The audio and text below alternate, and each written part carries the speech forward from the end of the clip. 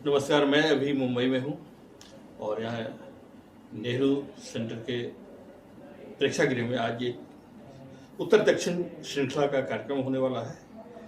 तो उस्ताद शाहिद परवेज साहब सितार वादक, मशहूर सितार वादक, आज उनका कार्यक्रम हो रहा है। तो सीधे उनसे मुखातिब होते हैं, बातचीत करते हैं। लोग बढ़ गए हैं बड़े बड़े खांचे में। ऐसे में ये जो आज कार्यक्रम हो रहा है उत्तर दक्षिण, इसको आप किस रूप में देखते हैं? हो सकता है ये पहला ही मंचीय कार्यक्रम हो। पहला तो नहीं है, मैंने एक दो और कार्यक्रम किए। अच्छा। लेकिन ये ऐसे ही है जैसे कि आप समझ लीजिए कि तपती गर्मी में एक छांव मिल जाती है, तो कैसा महसूस करते हैं आप? क्योंकि इतना टाइम गैप, कहीं जाना नहीं, कहीं कुछ कोई कॉन्सर्ट नहीं, कुछ नहीं, अपने फैन से भी दूर है, करीब करीब 8-10 महीना हो गए। तो ये जब मिला तो बहुत खुशी की बात मेरे लिए भी है और बहुत ही अच्छा लग रहा है मुझे। एक तरफ जो है अपने देश में फिल्मों का बोलबाला है और आज की जो फिल्में हैं वो भी काफ़ी बदल चुकी हैं। फिल्मों का संगीत बदल चुका है और जो जो जो पसंद थी वो पसंद भी बदली है। ऐसे में आप जैसे लोग जो एक शुद्ध शास्त्रीय संगीत के उस्ताद माने जाते हैं, तो आपको कैसा लगता है कि ये जो बदली हुई परिस्थितियां हैं उसमें संगीत कहाँ है आज जो शास्त्रीय संगीत? देखिए, जो सच्चे संगीतकार होते हैं, संगीत एक अलग सब्जेक्ट है, फिल्म एक अलग सब्जेक्ट है, उससे कोई हमारा लेना देना ऐसे नहीं है डायरेक्टली, अपने सब्जेक्ट के हिसाब से। जैसे माहौल के बारे में बताना था। तो जो हमारा काम है वो हम अपने हिसाब से ही करते हैं। उसको बदलने से क्या होता है कि जब फिल्म अच्छी है और उसका संगीत अच्छा है, वो आज भी जिंदा है, और अगर नहीं है तो उससे हमारे संगीत को कोई फर्क नहीं पड़ता, क्योंकि हम शुद्ध संगीत बजाते हैं शास्त्रीय। उसमें कोई फिल्म की वजह से या माहौल की वजह से हमने तब्दीली कभी नहीं किया। हमने अपनी चीज को पकड़ के रखा, अपने ट्रेडिशन को, अपने शास्त्र को, अपने शास्त्रीय संगीत को, क्योंकि उसको मेरा ये मानना है कि जो हमारा काम है हमें वही करना है। तो इसमें कोई दिक्कत की बात नहीं, बल्कि लोगों को बल्कि राहत मिलती है कि चलो ऐसे वक्त में भी हमारा संगीत बराबर वैसे ही जिंदा है और वैसे ही चल रहा है। अभी जो स्थिति बदली तो बहुत सारी चीजें ऑनलाइन होने लगी। तो ऑनलाइन आपने भी कार्यक्रम पेश किए होंगे, तो ऑनलाइन में और जो सामने ऑडियंस है, दर्शक हैं, तो दोनों में क्या आपको फर्क लगता है? फर्क तो बहुत है, लेकिन ऐसा था कि जब कुछ भी नहीं हो रहा था तो ऑनलाइन भी करना अच्छा ही लगा। लेकिन जो एक सामने ऑडियंस के सामने जो जब कॉन्सर्ट होता है तो उसकी फीलिंग अलग ही होती है, क्योंकि एक वाइब्रेशन होती है, एक दूसरे का कनेक्शन होता है ऑडियंस का और आर्टिस्ट का, वो बात तो अलग ही होती है, सीधे रिस्पांस मिलता है। बिल्कुल।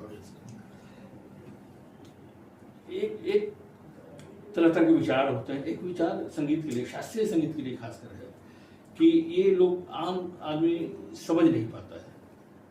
तो क्या सचमुच में, पहली बात तो ये है कि क्या सचमुच में समझने के लिए समझाया जाए तभी संगीत को बिल्कुल सफल मानेंगे? बिल्कुल नहीं। या दर्शकों को सचमुच में समझने के लिए उसको तैयार करना चाहिए?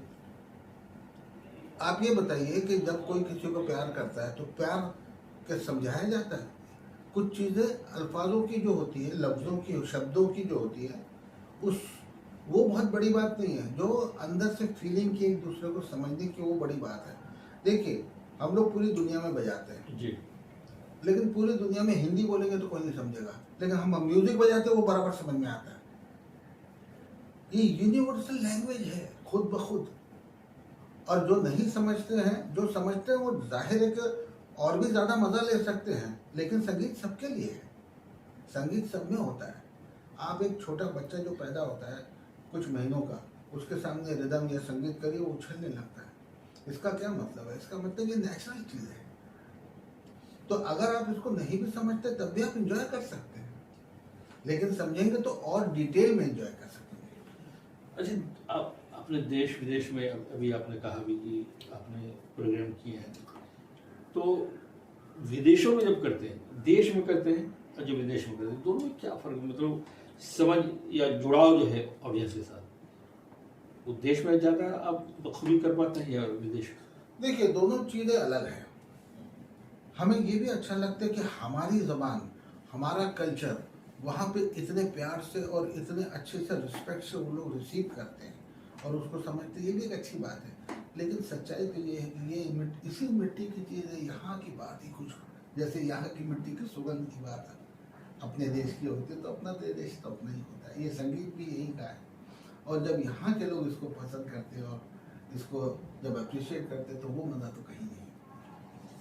और फ्यूजन का ज़माना भी है और विदेशी कलाकारों के साथ भी आपने संगति की है, तो वो संगति में किस तरह का अनुभव होता है? कैसे तालमेल कैसे बैठता है? देखिए, तालमेल इंसान से इंसान का नहीं होता, संगीत से संगीत का पहले होता है। तो फ्यूजन तो मैं नहीं करता हूँ, लेकिन मैं इसके खिलाफ भी नहीं हूँ। लेकिन दूसरे कलाकारों के साथ मैंने काम जरूर किया है, वो भी एक डिफरेंट एक्सपीरियंस है, उसका भी एक मजा है। हाँ, मतलब फ्यूजन भी है लेकिन जुगलबंदी उसको समझिए कि विदेशी जुगलबंदी के अलावा भी जैसे दूसरे इंस्ट्रूमेंट्स होते हैं, वेस्टर्न इंस्ट्रूमेंट्स के साथ भी बजाया है।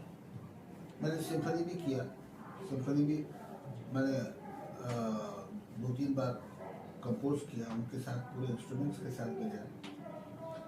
तो उसमें लेकिन बेस जो था हमारा म्यूजिक का था, फिर उनका भी फ्लेवर लिया, तो एक अलग बात बनती है, वो भी एक अच्छी चीज है।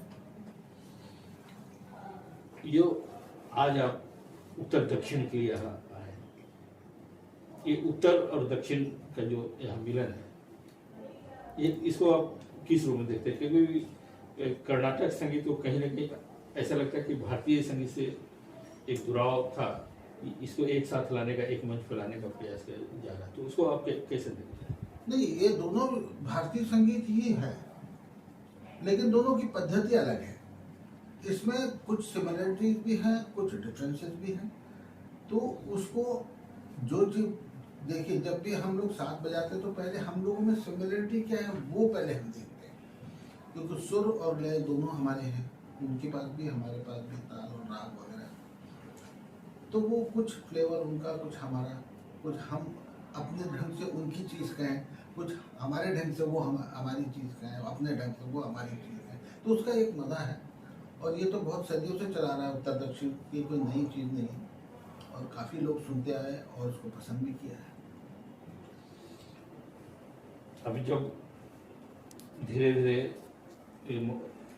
सब कुछ नॉर्मल हो रहा है, हालांकि कोरोना भी खत्म नहीं हुआ, लेकिन फिर भी नॉर्मल हो रहा है, तो अभी आगे क्या आपकी योजना है, कहाँ किस तरह? अभी तो फिलहाल हम ये इंतजार कर रहे हैं कि पहले पूरा कंप्लीटली, काफ़ी चीज़ें हमारी रुकी हुई हैं, काफ़ी प्रोजेक्ट्स रुके हुए, काफ़ी कॉन्सर्ट्स रुके हुए, तो पहले ये जब खत्म होगा तो पहले उसे पूरा करके फिर आगे सोचेंगे कैसे करना है।